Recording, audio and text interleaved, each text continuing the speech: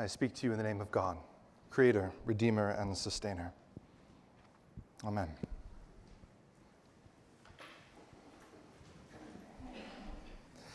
Well, happy Thanksgiving. I've been thinking a lot this week about gratitude, what it means to be grateful, and maybe what it means to practice gratitude.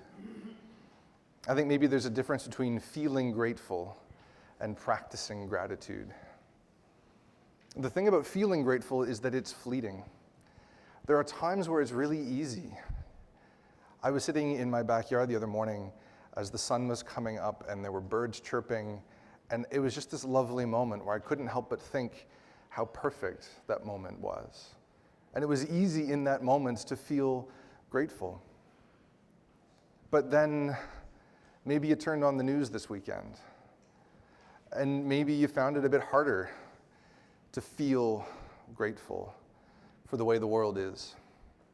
Maybe you were doing shopping for Thanksgiving dinner, and you noticed the prices of everything. And maybe it was a little harder to feel grateful.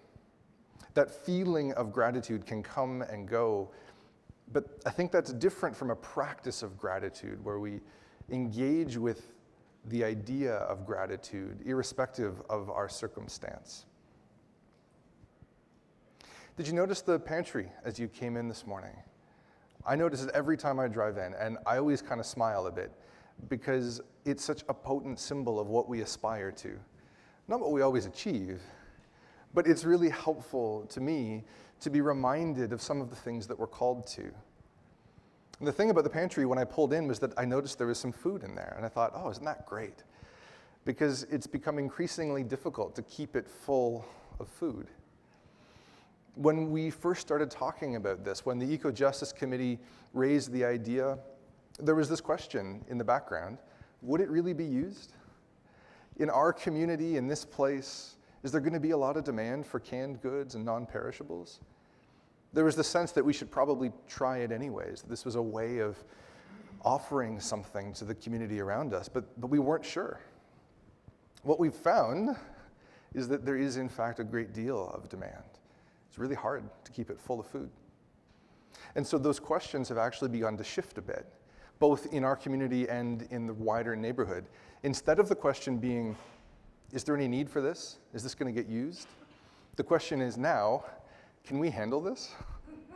Is this going to be more than we can take on? Are people going to take advantage of it? Are we being dupes? Like, are people coming and taking this for purposes that we don't intend? And I think that raises all kinds of questions about what it means for us to practice gratitude. In our gospel reading this morning, Jesus is in the borderlands. He has said that he's going to Jerusalem, and he's traveling from Galilee through Samaria on his way to get there. And any self-respecting Jew at the time avoids Samaria like the plague. That's where the bad people live. That's where the enemy of Israel lives. Even walking through Samaria might make you ritually impure. But Jesus isn't like other people, and he seems to be drawn to the borderlands. So he goes to this place where Jews and Samaritans mix, where the threat of impurity is around every corner. And when he's in this place that he's not supposed to be, he encounters a group of people that he's not supposed to talk to. There are 10 men living with leprosy. And in this time, if you have leprosy, you are taken away from your family, you're pulled out of your community, and you are sent to live in isolation.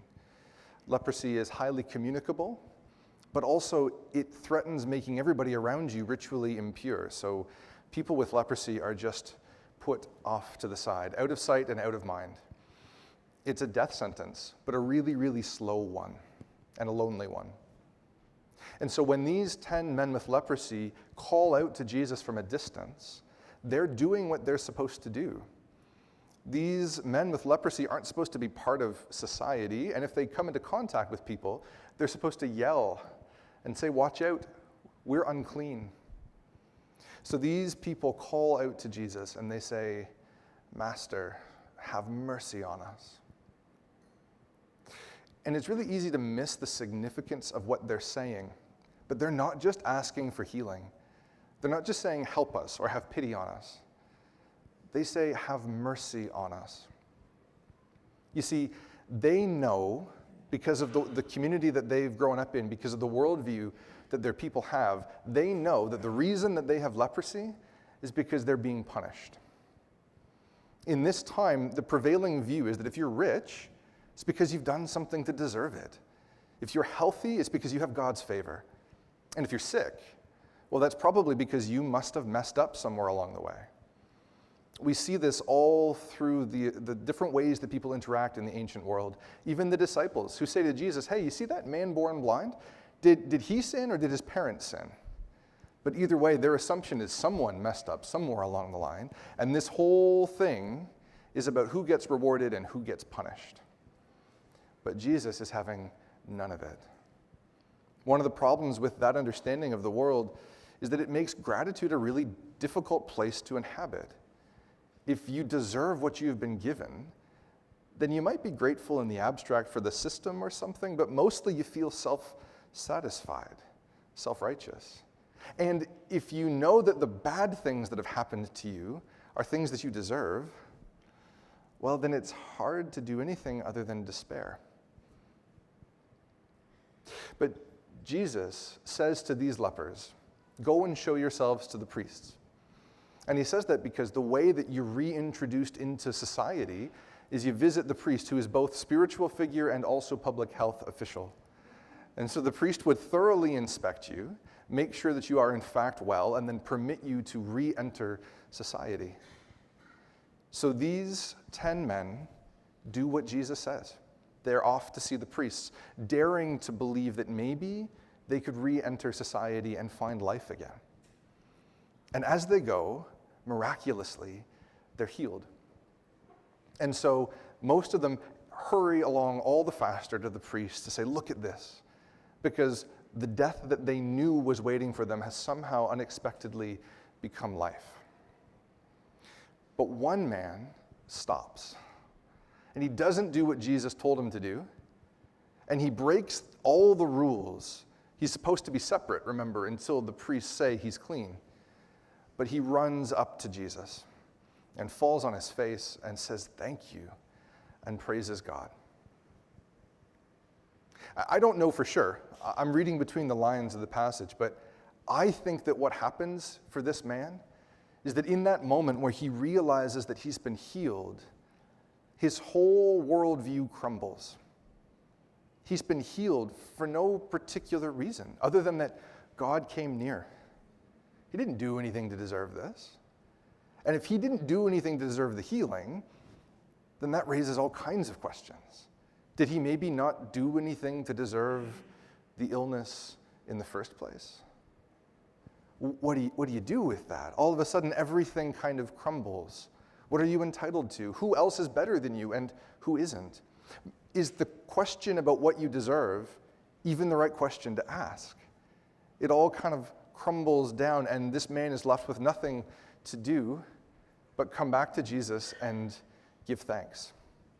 To recognize that this gift freely given is more than he could have imagined, and that he has no ability to control any of it. He's just grateful that God is there. And Jesus says, get up and go on your way. Your faith has made you well. Which is a funny thing to say because all 10 have been healed. That was a gift freely given. But there's something that's changed in this person, seeing things differently, that has transformed their outlook, that has shown them what it's like to practice gratitude and to be in the presence of God. So I think there's something about practicing gratitude that begins with the recognition that this world isn't primarily about who deserves what or how God is doling out rewards and punishments. The whole thing is a gift freely given on good days and on bad. When we feel full, when abundance is obvious, and when things are falling apart, when we're not sure we have anything to be grateful for, God is still with us, insisting that we are loved, insisting that there is more, insisting that not even death will separate us from the love of God. And if we take that seriously, it has this leveling effect in the world. The things that we have aren't ours because we've earned them or because we deserve them. They're ours so that we can share what we have freely received with those around us and help make the world a better place. And when bad things happen, it's not because we're being punished. It's because the world is big and complicated and beyond our understanding. This is what Moses is saying in our reading from Deuteronomy this morning. Moses is on the edge of the promised land. He can see it, but he's not going to get there. The whole assembled people of Israel are about to cross over, and Moses is not going to go with them. His life is at an end. And so he is offering this kind of extended farewell speech. And what he says to the Hebrew people is that when you're in the wilderness, living on the margins, it's really easy to remember that you can't control any of this. But once you cross over into the promised land, you will know prosperity. You will build fine homes. You will have resources. You will be rich in ways that you have never known before. And when that happens, there is a danger that you will look at what you have built and you will tell stories in your family about how your grandfather constructed all of this with his bare hands. And you might begin to say, we did this, we made this. This is because of the clarity of our vision and the strength of our convictions and the might of our arms. And Moses says, in that moment, if you do that, you forget God. You miss the point because all of it is a gift. And it's not just a gift for your benefit, but a gift so that you might be a blessing to the world and show the world what God's love can look like in action. So I actually think that the people that raise questions about the pantry are right.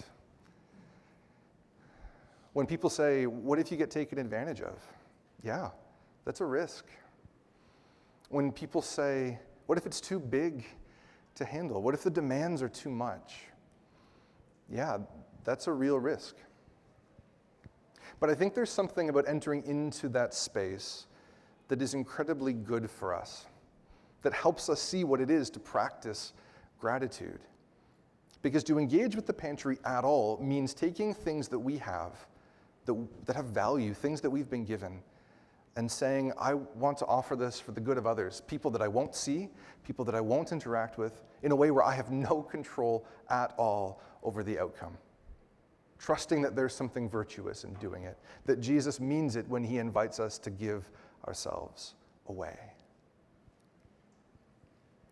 So my friends, this Thanksgiving, no matter what kind of table you gather around, whether it is easy to be filled with joy and gratitude, or whether there is a tinge of mourning and sadness, whatever the circumstance may be, I invite you to look around the world with fresh eyes, trusting that God is present in our midst, knowing that everything that we've received is a gift, that we're invited into this dynamic where we can share and multiply the love that's present. May we know the joy that comes from practicing gratitude. Amen.